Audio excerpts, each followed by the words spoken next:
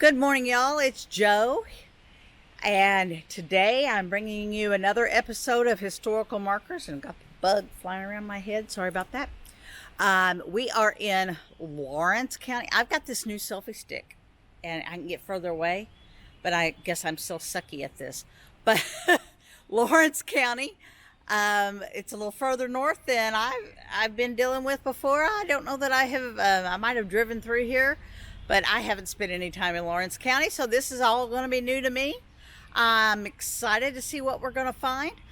I'm excited to learn something new. I hope you are too. So stay with us, stick around, and enjoy the historical markers of Lawrence County. All right, y'all, we are in St. Francisville, Illinois. And this is our first marker we found, and it says to Victory, February 25th, 1779.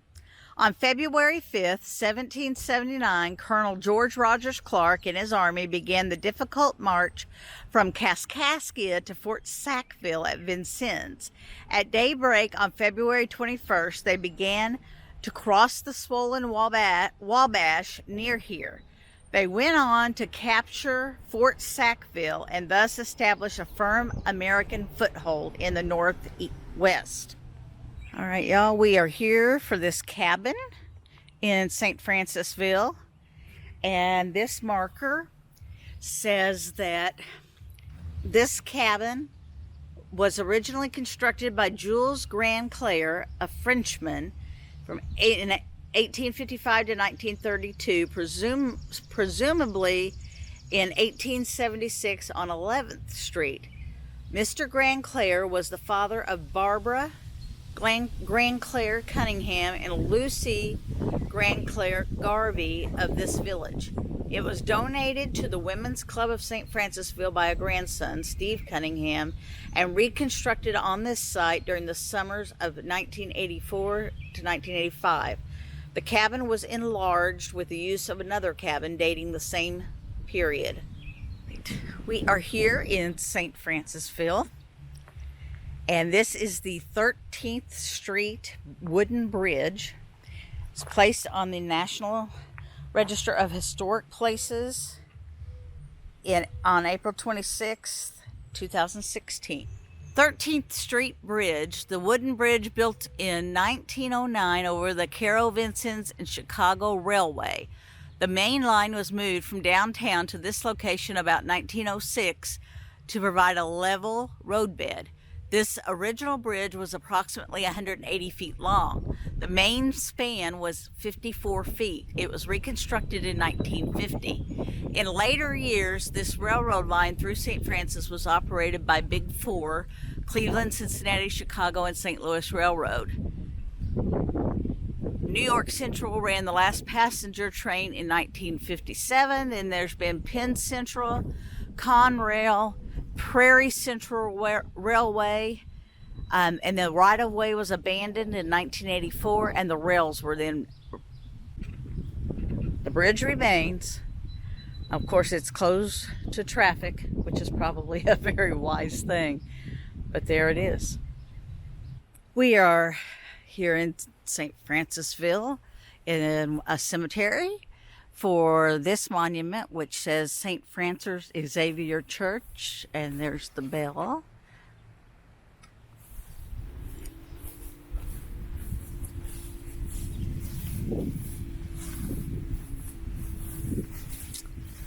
And the marker's over here on this side of the bell.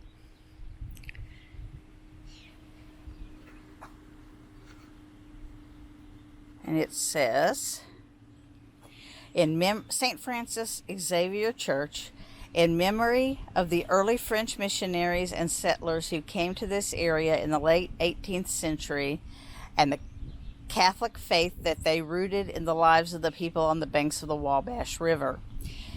We are here in St. Francisville, outside the school, and this marker says, this monument is dedicated to all men and women of this community who served in the armed forces when America needed them, POW-MIA. And they have a cannon here. This is the final marker that we're going to do in St. Francisville. It says Clark's Advance, February 20th, 1779.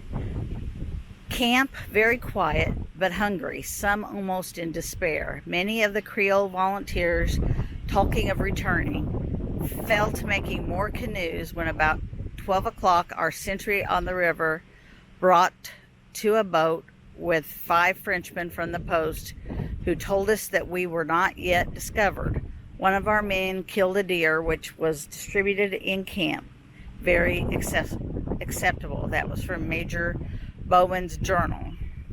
Toll bridge. It was a toll bridge outside of St. Francisville, going over the Wabash River into Indiana, which this is not even the full thing yet. The Wabash, there's another bridge up ahead. So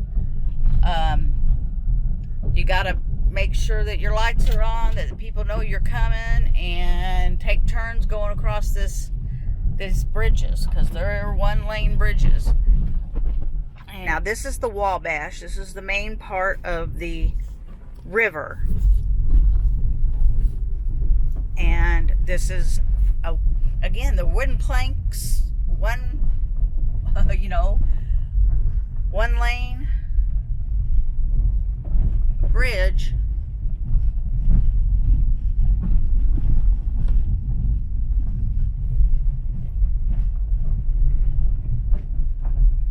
That's cool. It's very cool. It's very cool. I just would be hesitant to do it in anything very heavy. But yeah, what did it cost us? $2? $2 to come over these bridges. But we're having to go into Indiana a little bit to get back to where we want to go in this county without backtracking. So we'll go into Indiana and then cut back across into Illinois. We are here just across the Wabash River from Vincennes, Indiana, back into Illinois. I mean, just barely across the river. We're on our way to Lawrenceville, Illinois, but we had to stop here, of course, for a marker, and it's a really cool one, guys. Look at this marker. Is this not awesome? What artwork and artistry went into this. That is so amazing. Look at that.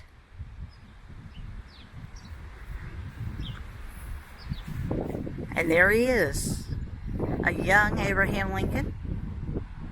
And it says here on the monument, in the late winter of 1830, a few weeks after his 21st birthday, Abraham Lincoln passed this way with his father's family, entering the state of Illinois for the first time. And this monument was presented to the state of Illinois by the Illinois organization Daughters of the American Revolution, June 14th, 1938. And it's just in this nice little park area, and it's part of the Lincoln Trail State Historic Site. We are here outside the Vincennes Lawrenceville International Airport. That's hilarious, but that's funny. Anyway, we're here for this marker right here. And it says George Field, Army Airport Base, 1942-1946. America at war in 1942 needed new bases to complete the training of its Army Airport cadets before they joined combat groups overseas. Allison Prairie in Lawrence County, Illinois Illinois, provided ideal conditions for a field due to its size and varied weather patterns. On April 16, 1942, the War Department announced the selection and began construction in June. On August 10th, Colonel George W. Mundy officially took command of the 2,836-acre complex, then named George Field in honor of the late Brigadier General Harold Pursuit George. The first class of cadets arrived at George Field on October 10th. 6 days later, Major General Ralph Royce officially dedicated the field before a crowd of 25,000 residents and Army personnel. Colonel Edwin B. Bobzin took command of the field in November. Cadets assigned to George Field were ready for advanced two-engine school training in Beech AT-10S, having already completed pre-flight primary and basic training. The school graduated 1,934 cadets in its first year alone. The 19th and final class graduated on August 4th, 1944.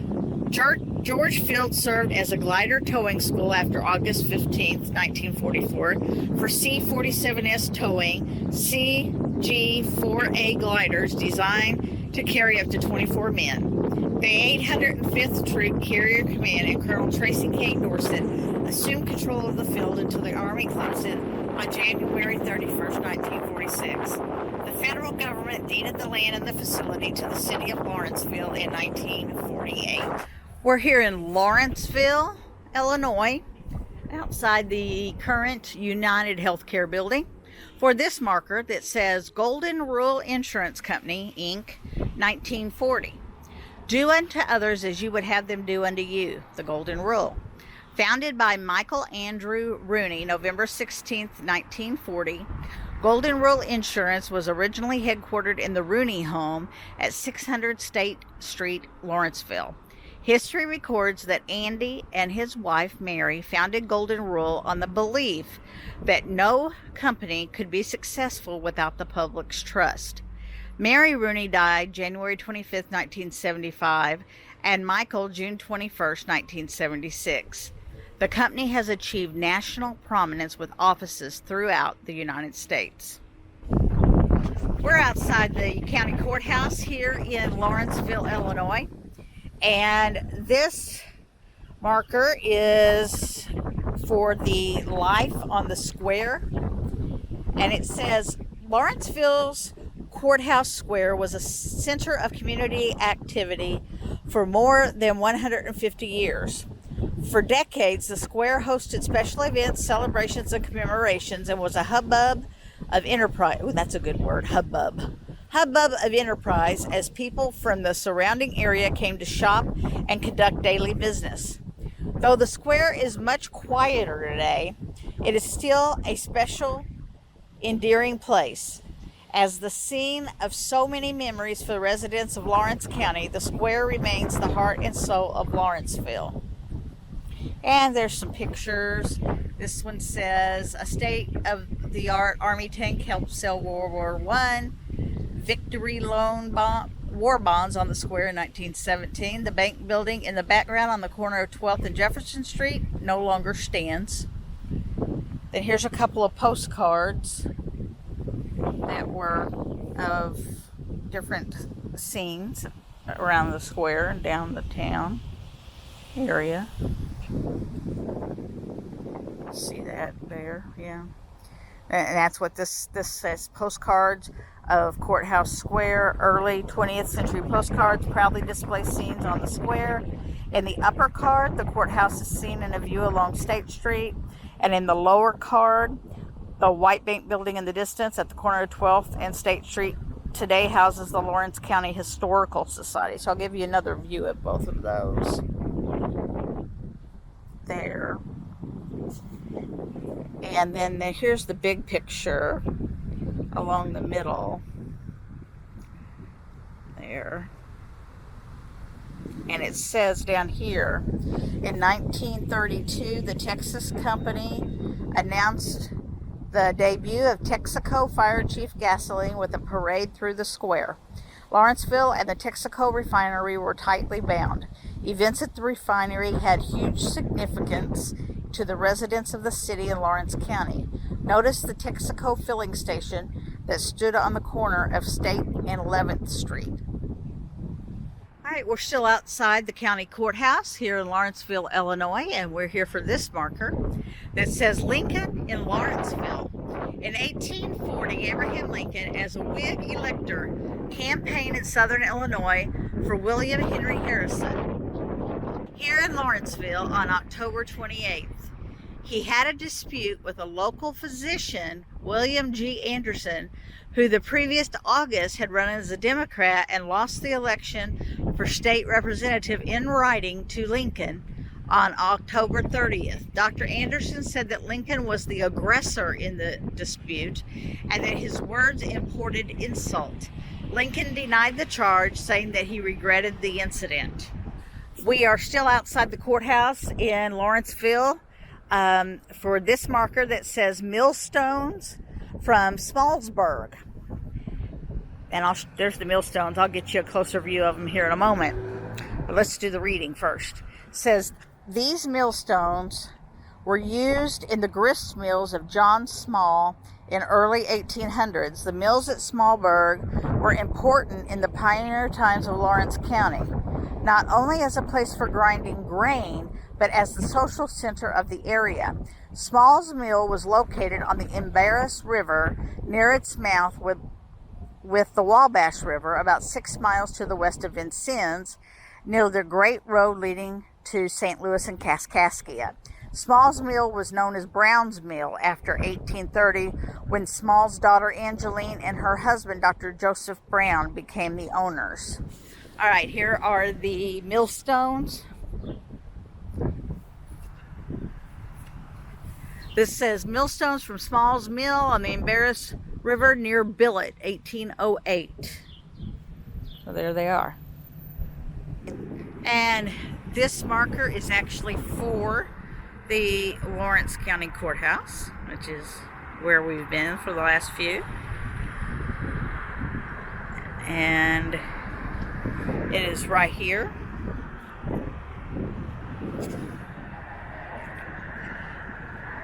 It says, the Lawrence County Courthouse, completed in 1889, is the third courthouse on this site. The first was built in 1824 and the second in 1842. On May 21st, 1886, the Lawrence County Board of Supervisors met and determined that their existing 44-year-old courthouse was too small and lacked fire protection for county records. They hoped to renovate the existing building, but soon concluded that it was beyond repair.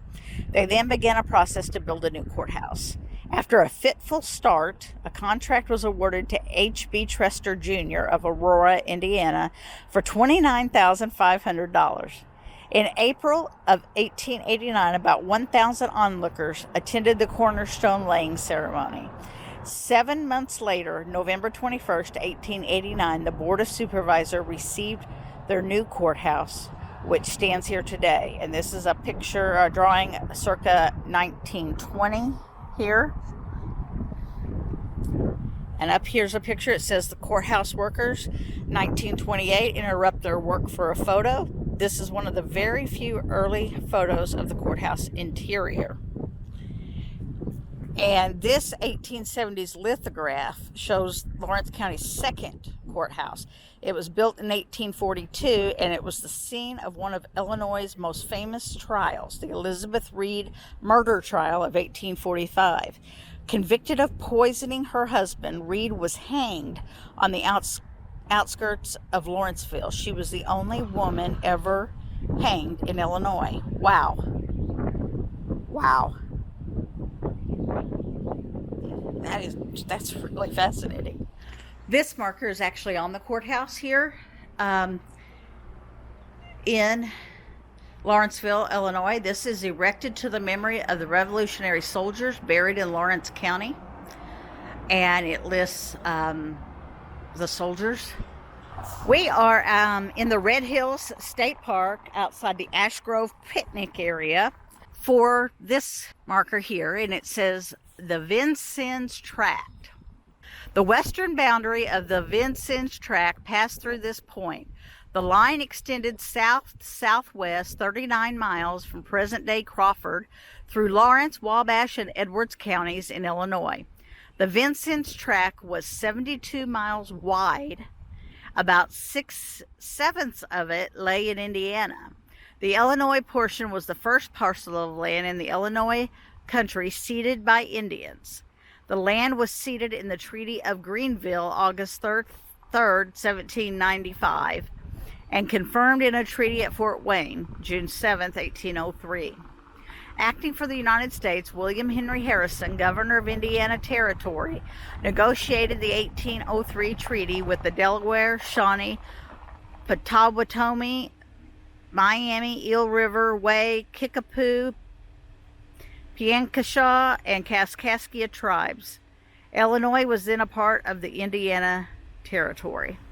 All right, guys. This has been Lawrence County. And what'd you think? Let me know. I mean, I love to get comments. I love to know what you're thinking. What have you learned anything? Do you like these? Do you like the way that I do them, or do you hate the way that I do them? Let me know either way. And stay tuned for more episodes of Historical Markers.